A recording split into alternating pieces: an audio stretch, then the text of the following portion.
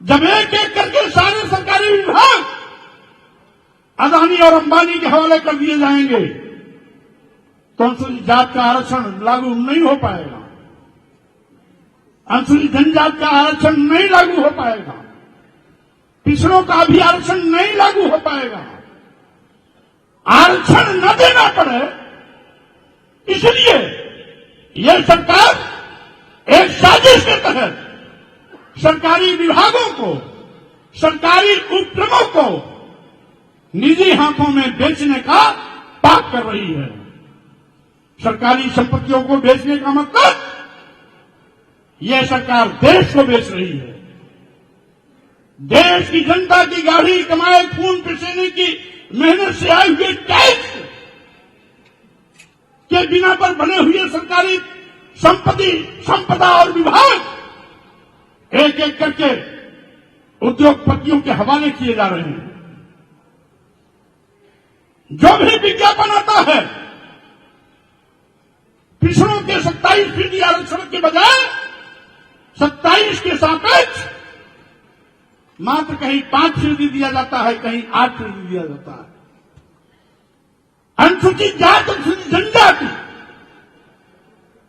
के आरक्षण 22-23% के सापेक्ष कहीं 4%, कहीं 3%, कहीं 2% में समेट दिया जाता है। यहां तक कि तमाम विभागों में हमने ये भी देखा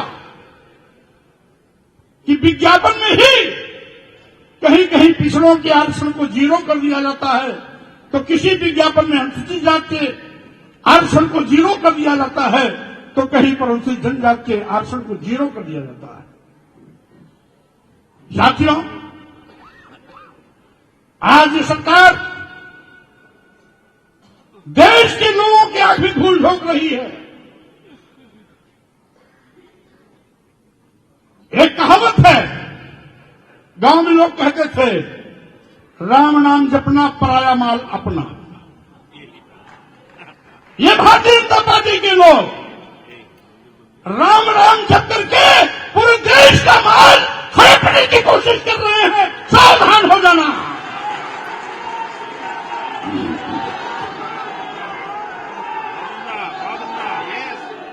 इसलिए मैं कहना चाहता हूं, ये राम के भक्त नहीं हैं, ये राम के भक्त नहीं हैं। धर्म से इनका कोई लेना देना नहीं है।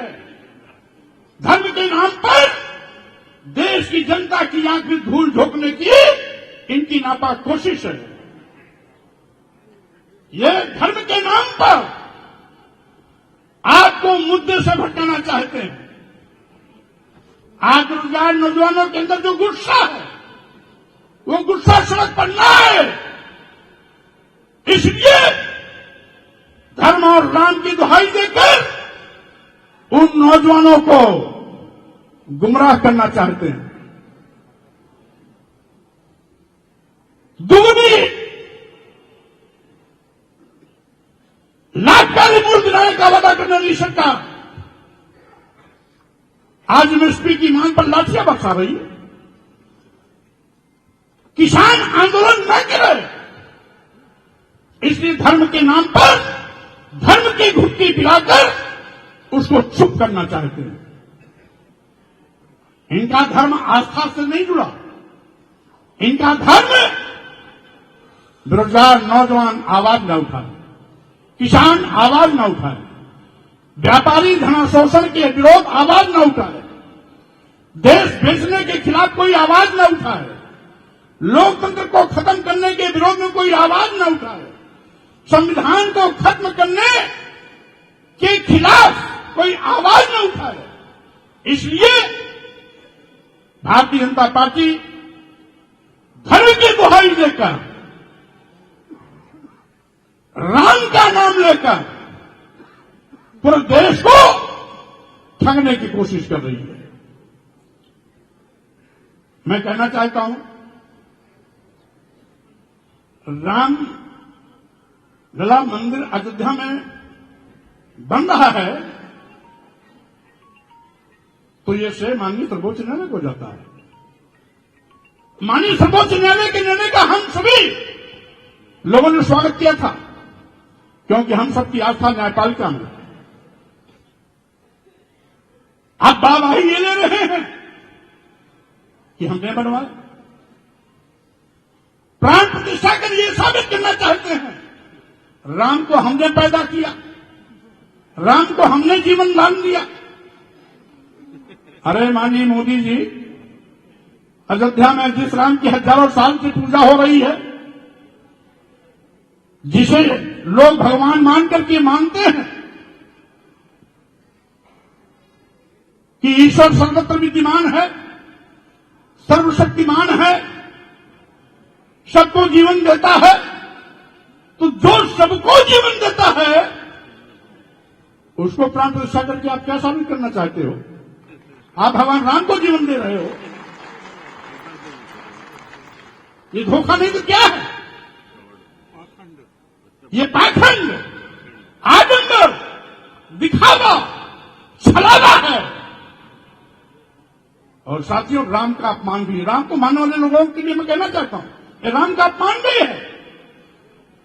भगवान को भगवान की प्राण प्रतिष्ठा करने की क्या आवश्यकता है? भगवान से भी ऊपर हो गए। जो सबको जीवन देता है उसको जीवन देने वाले मोदी जी कैसे?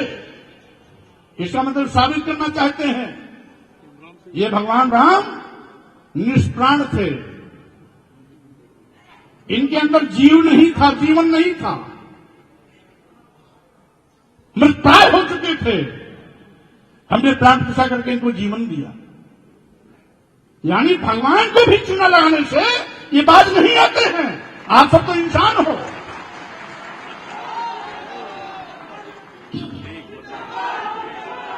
यानी आप सब तो इंसान हो, ये तो भगवान को भी धोखा देने में माहिर है।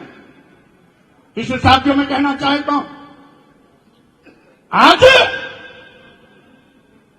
इनके गुमराहियत में मत आना। आज इस देश के नौजवानों को नौकरी चाहिए,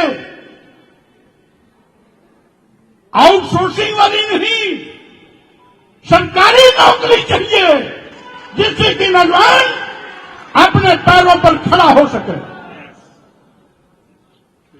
महंगाई से आम जनता की कमर टूट रही है। देश की करोड़ों करोड़ जनता को इस महंगाई से बचाना हम सबकी जिम्मेदारी है। किसानों पर ड्रोन के माध्यम से आंसू गैस छोड़े जा रहे हैं, रबर के बुलेट से फायरिंग की जा रही है।